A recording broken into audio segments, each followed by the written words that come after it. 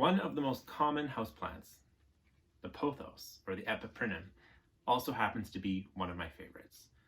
They grow really easily. They're almost impossible to kill. I've done it, but almost. They clean the air and they make rooms just look better, more like a home. So today I want to show you how to propagate them so you can have as many pothos vines as you could ever ask for.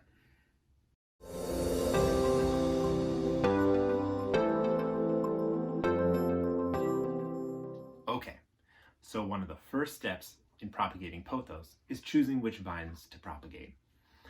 Now, I've already gone and made a bunch of cuttings, and it occurred to me that maybe this is something not everyone knows, so I should probably make a video about it.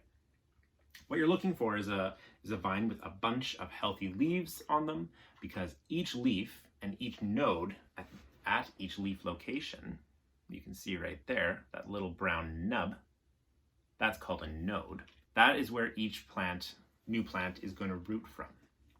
So as you can see on this one vine here, I could potentially get 1, 2, 3, 4, 5, 6, 7, 8, even possibly 9 new vines just from this single vine alone. So what you're going to do is take a clean pair of scissors and cut anywhere along the vine. The vine that you leave on the plant is going to grow from its node. It's going to keep making a vine from there, but everything below that you cut off, you can potentially propagate into new pothos vines.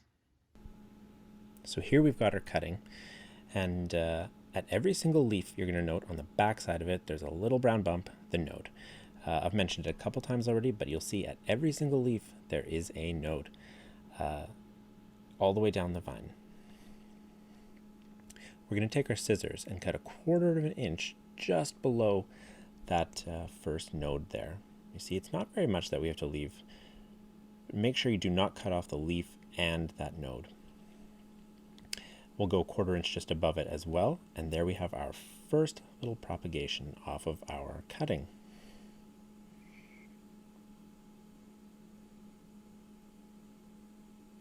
And we'll continue on cutting just below and just above, just by that 1/4 inch, over and over again, making sure we have our leaf and our node. Oh, bit of a struggle.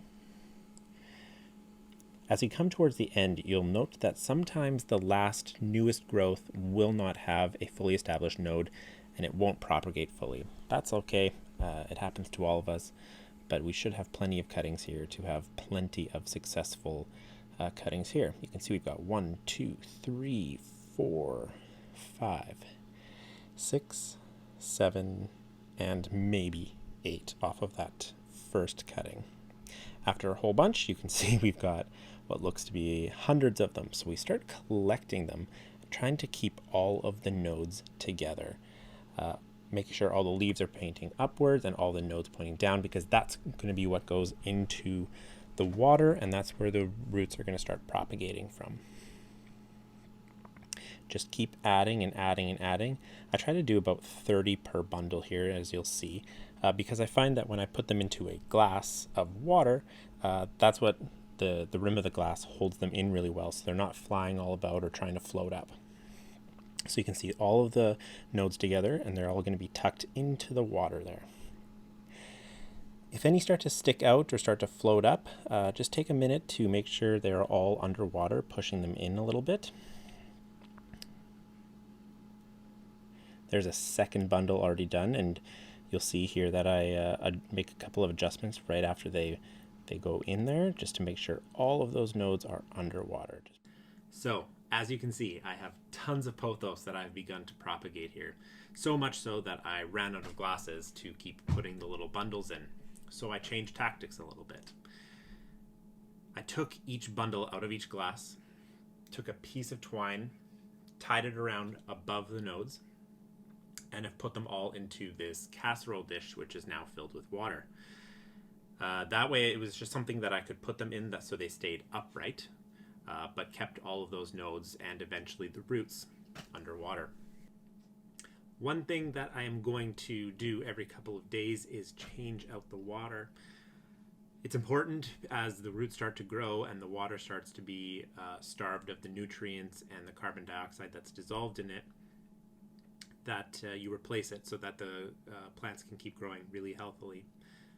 I absolutely love the look of how this turned out. Actually, I was originally planning on having many small arrangements, but now that I've got one really large one, I'm really excited about it. I think it's going to look great for the next couple of weeks on the table. I'll probably put one bundle into each pot so that I've got, up to 30 vines growing out of it, and it'll look really good, and I'll have tons of plants to either put around my house or to give away to friends. They make great gifts, for the record. Once the roots are between an inch or 2 inches or even 3 inches long, that's when I'm going to put them into dirt. Very simple.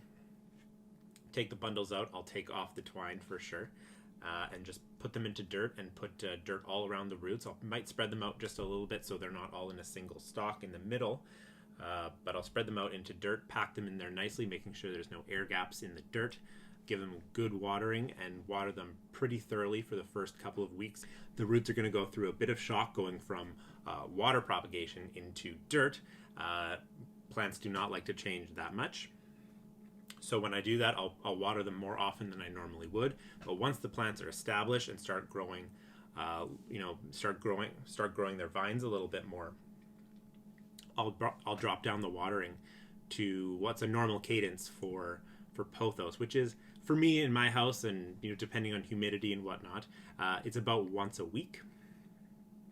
But really the measure of it is when the dirt gets dry. You really want to let the soil get dry between waterings.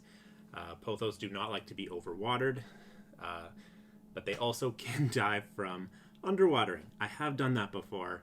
I put it in a place that I forgot to look every day and found a little withered up, poor little pothos plant, dead. So that's it. That's propagating pothos. Could not be easier. You will not get a 100% success rate. There will be some that just don't take off, do not root. Some leaves will start to turn yellow.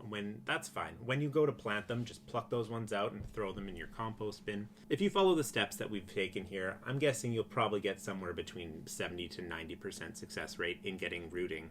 And then once you switch them over to dirt, you'll probably lose a few more. So do not be discouraged by that. It happens to everyone. It's impossible to have a 100% success rate here. So enjoy your new pothos. The best part about them is that you can do this over and over and over again.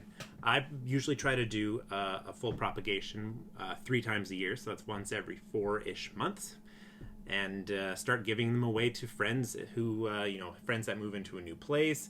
They always need new plants to make the place feel homey. Bring them to work, give them to your work friends, because they grow great in low light in office spaces. So pothos, you really can't go wrong with it. So that's it. If you're down a rabbit hole right now on YouTube, I encourage you to stop and actually go out and try something that you're watching here. And pothos is a really fun project to start with. So have fun and enjoy.